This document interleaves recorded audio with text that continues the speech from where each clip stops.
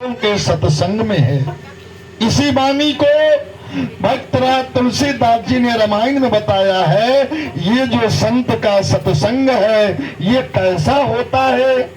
तुलसीदास जी के शब्दों में सत्संगति सुरसरी सम। भक्तराज तुलसीदास जी बताते हैं भाइयों, सत्संगति सुरसरी सम सकल पाप हरि लेत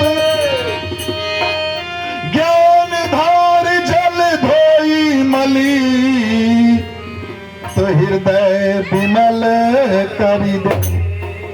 भक्तराज तुलसीदास जी रामायण में बताते हैं कि हे मानव प्राणी, ये जो संत का सत्संग है कैसा है?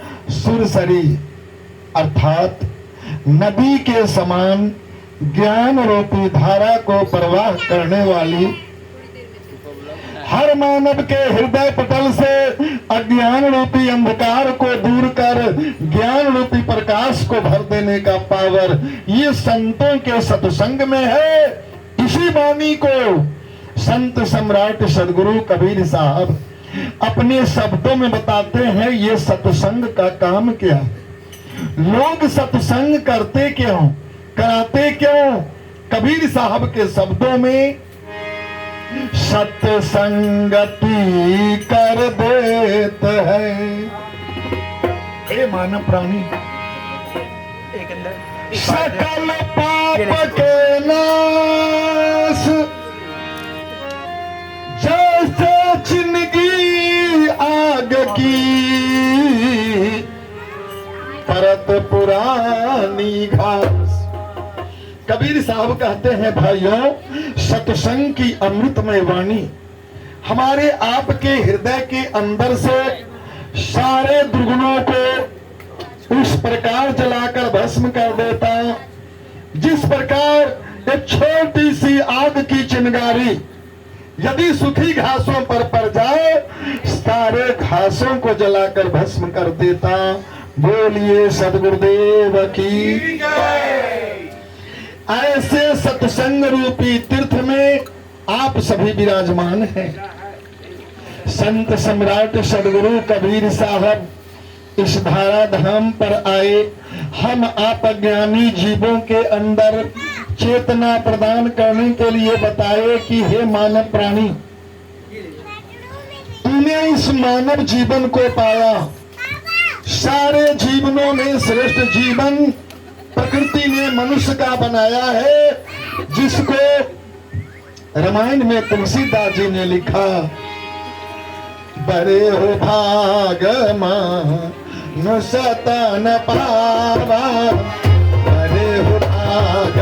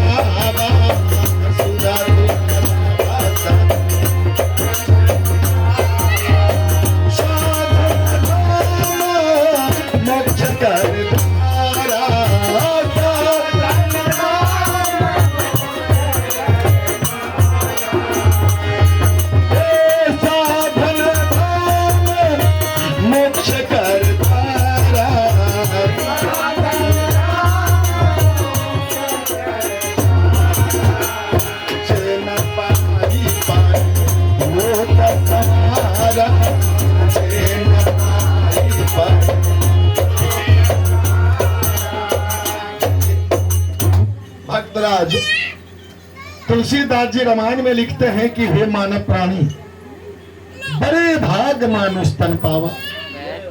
प्रकृति ने तुझे जो मनुष्य बनाया है ये बड़े भाग की बात है। क्यों बड़े भाग की बात है? तुलसीदास जी कहते हैं सुर दुर्लभ, जिस शरीर को हम लोगों ने पाया है ऐसा शरीर देवताओं को भी दुर्लभ है। देवता लोग भी ललाते हैं कि हम भी मनुष्य का शरीर पाएं। काहे भाई? इसलिए कि तुलसीदास जी ने रामायण में लिखा, प्रकृति ने जो मनुष्य का शरीर हम लोगों को दिया है ये क्या है? साधन धाम मोक्ष कर द्वारा। ये शरीर है साधन का धाम, मोक्ष प्राप्त करने का द्वार। नीचे में तुलसीदास जी ने रिजल्ट लिखा, जे ना पाई परलोक समारा।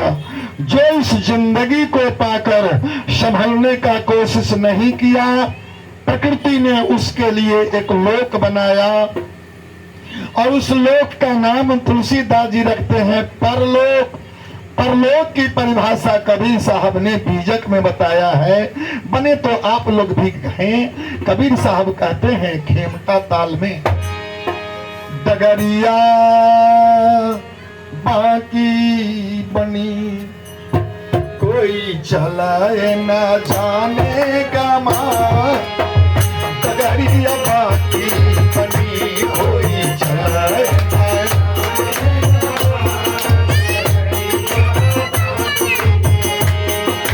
चलाए न जाने कमाल।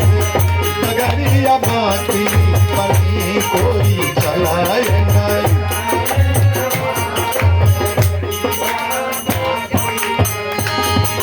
बाकी बनी भैया बाकी बनी हो प्रेमी बाकी बनी।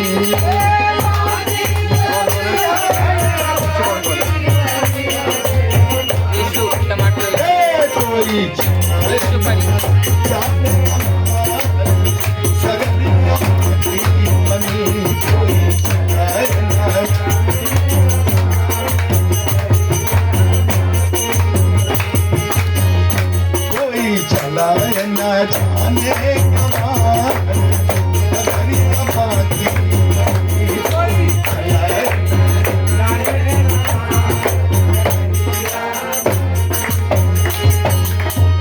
एक डगर गई परम धाम को लेकर।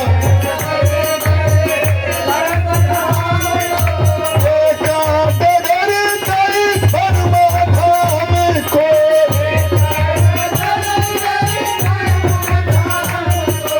एक डगर जमता डगरिया बाकी बनी।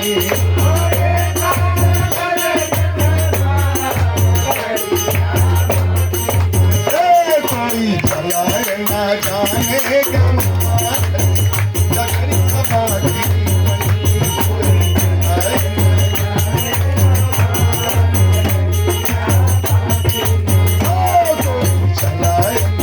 जाने कमाल। डगरिया बाकी बनी कोई चलाए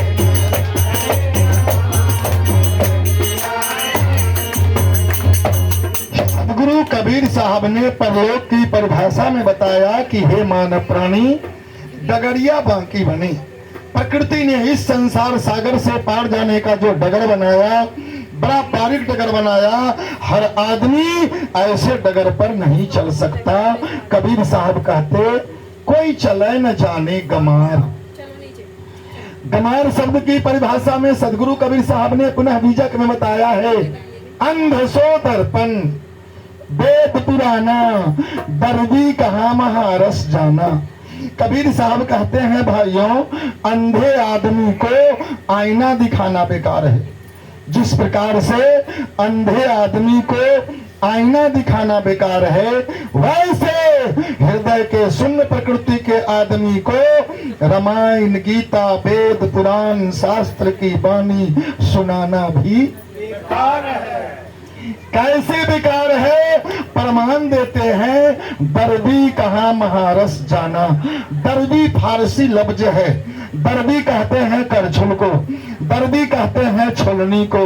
माता बहने करछुल से तस्मई बना लेती है, लेकिन करछुल को पूछा जाए वो तस्मई में स्वाद कैसा है, यह बताने का पावर करछुल के पास।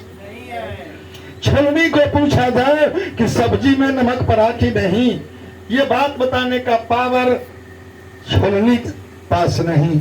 ठीक इसी प्रकार से सदगुरु कबीर साहब कहते भाइयों, जस से खरला दे चंदन भारा, परिमल बास न जाने गमारा। खर कहते हैं गदहा को, गदहा के पिट्ठी पर एक बोझा चंदन की लकड़ी लाद दिया जाए और गदहा को पूछा जाए चंदन की लकड़ी में सुगंध कैसा है, यह बताने का पावर गदहा के पास। आइए, जिस वाणी को तुलसीदास जी ने रामायण में लिखा, बड़े भाग मानो स्तन पावा, कबीर साहब इसी वाणी को क्या कहते अपने शब्दों में। हेलो हेलो, मनुष्य जन्म दुर्लभ है, हे भाइयों, मनुष्य जन्म दुर्लभ है, बहुरी न दूजा बार, पक्का फल जो गिर पड़े